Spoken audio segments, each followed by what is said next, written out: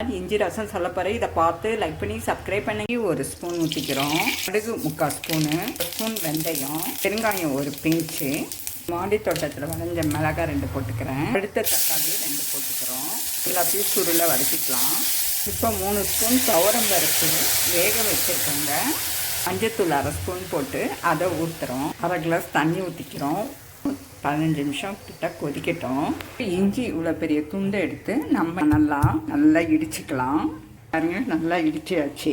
இப்போ நம்ம இதில் போடுறோம். இப்போ 5-6 பல்லு பூண்டையும் இதே மாதிரி பாருங்க நல்லா நசுக்கியாச்சு. இதையும் போடுறோம். மிளகு ஒரு 1/4 ஸ்பூனு, தனியாத்தூள் ஒரு 3/4 ஸ்பூனு, எல்லாம் ஒரு 5 நிமிஷம் கொதிக்கட்டும்.